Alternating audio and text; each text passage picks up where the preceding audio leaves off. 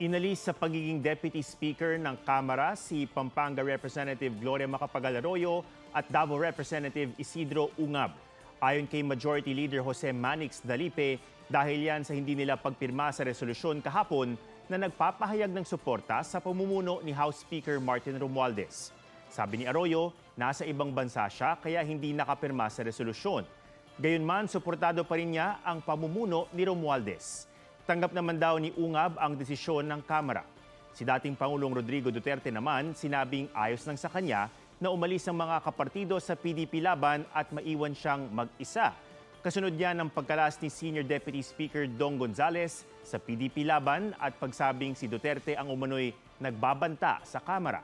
Dagdag ni Duterte, wala siyang tinatago kahit noong aktibo pa siya sa politika. Wala rin daw magiging problema kung nagsasabi ng totoo si Romualdez.